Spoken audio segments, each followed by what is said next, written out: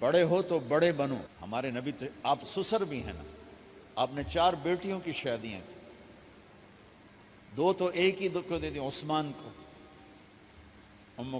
رقیہ اور ام کلثوم رضی اللہ تعالیٰ عنہما حضرت عثمان کے نکاح میں, ابو العاص رضی اللہ تعالیٰ عنہ کو زینب, اور سب سے پیاری محبوب بیٹی حضرت علی رضی اللہ تعالیٰ عنہ. باقی 3 نکاح بڑے سادہ کیے, حضرت فاطمہ کا نکاح بڑے دھوم دھام سے کیا.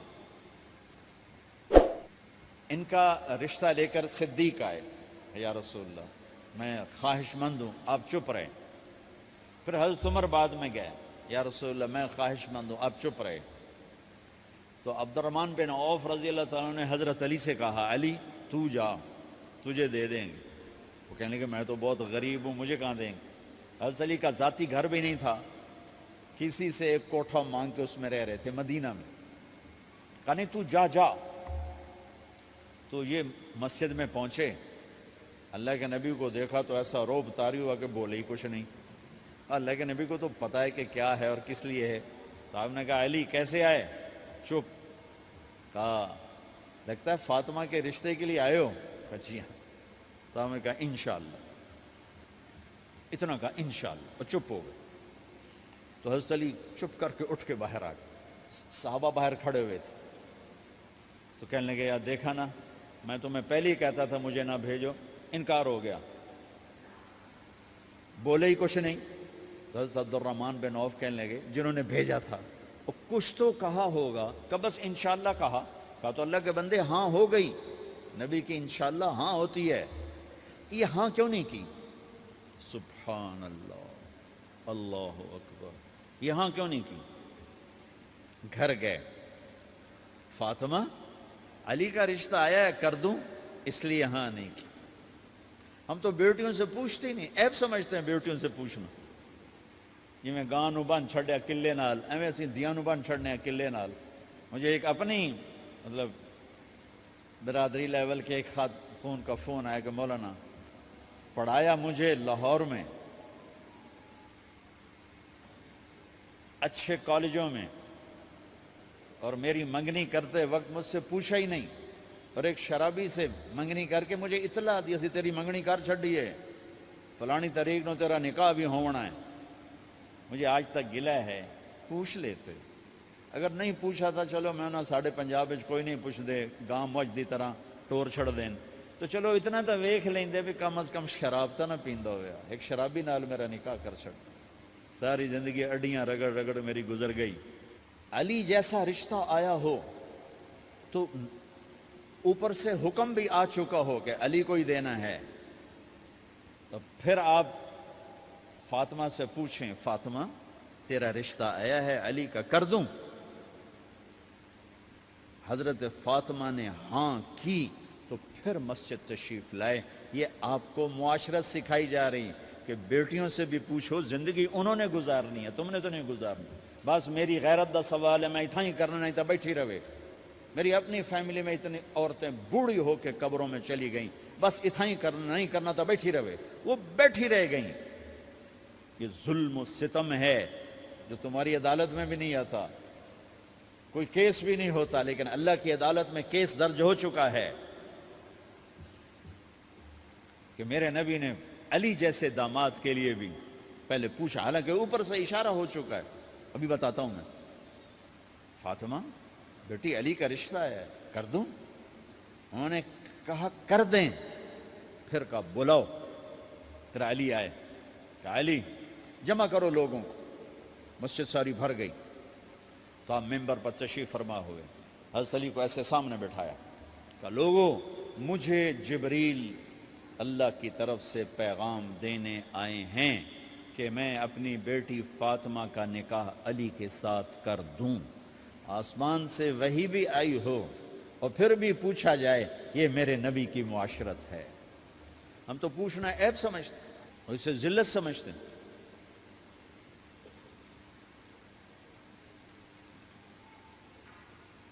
پھر آپ نے اتنا بڑا اہتمام کیا. مسجد نبوی پرانی جو آپ کے زمانے کی تھی, بہت بڑا ہال تھا, اس کا بھرا ہوا تھا.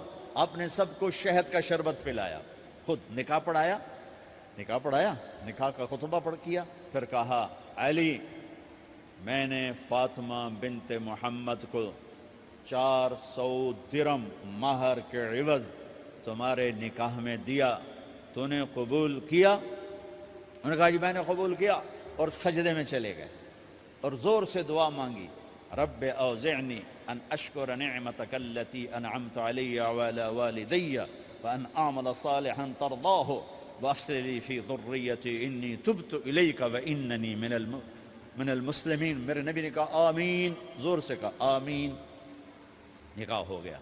رخصتی ہوئی 6 مہینے بعد، 1 مہینے بعد، 1 سال بعد، 3 روایات ہیں، فوراً 4 روایات، لیکن زیادہ صحیح ہے دیر کے بعد، فوراً نہیں ہوئی، کچھ عرصے کے بعد رخصتی ہوئی۔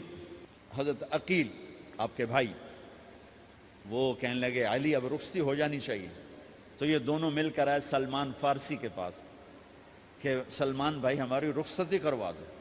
سلمان فارسی کا بڑا احترام تھا، انہوں نے جا کر بات کی ام سلمہ رضی اللہ تعالیٰ عنہ سے۔ ام سلمہ نے بات کی اللہ کے نبی سے، کہا ہاں ہاں آ جائے، لے جائے، آ جائے لے جائے۔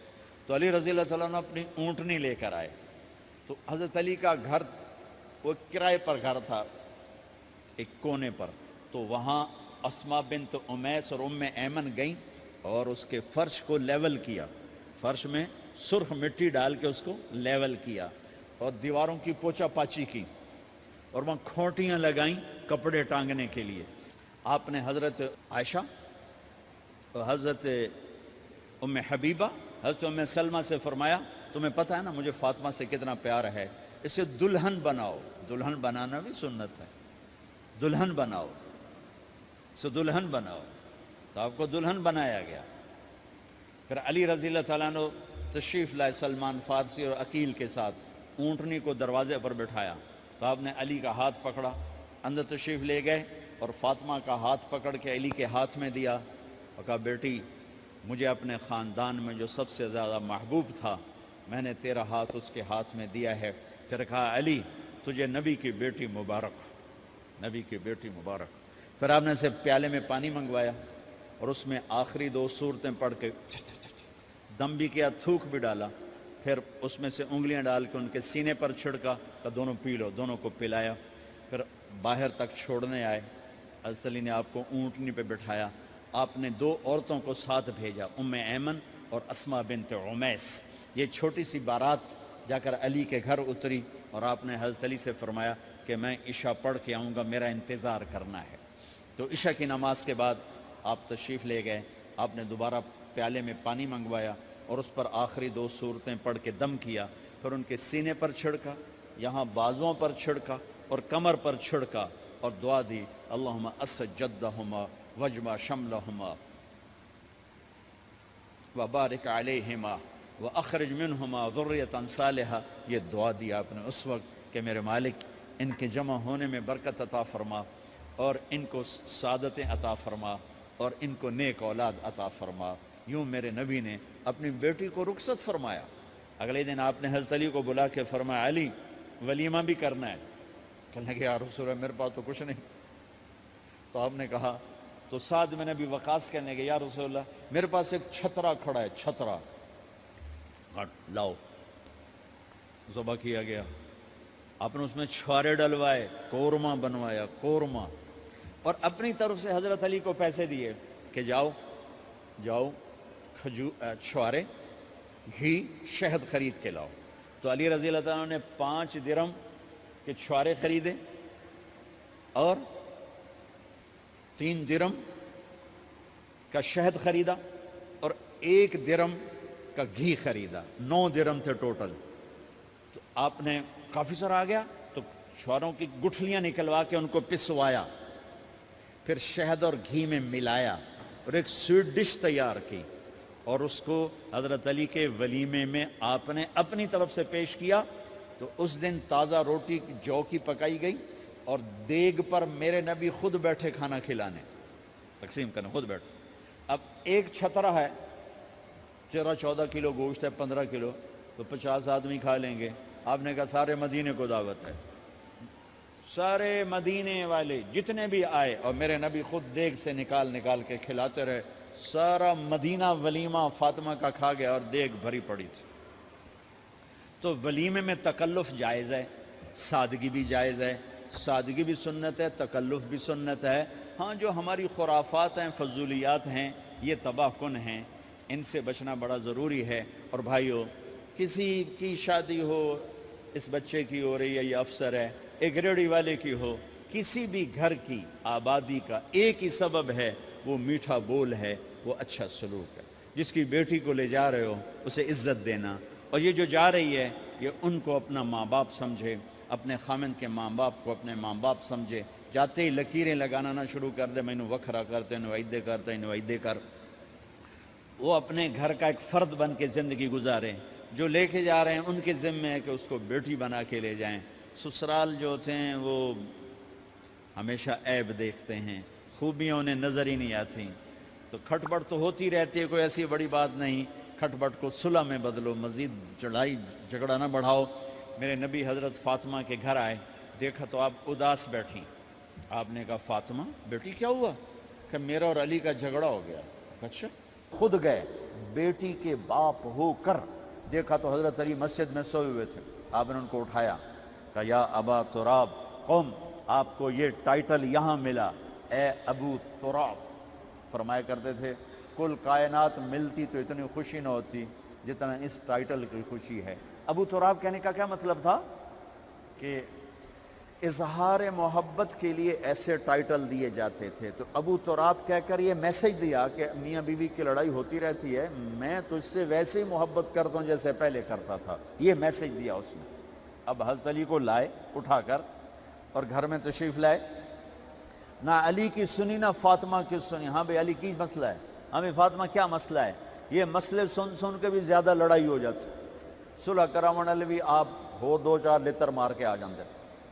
تو میرے نبی نے کیا کیا؟ سبحان اللہ، زمین پر لیٹ گئے، ادھر علی کو لٹایا، ادھر فاطمہ کو لٹایا، علی کا ہاتھ اپنی ناف پہ رکھا، فاطمہ کا ہاتھ ان کے ہاتھ پہ رکھا، اور بیٹی کے ہاتھ پر اپنا ہاتھ رکھا۔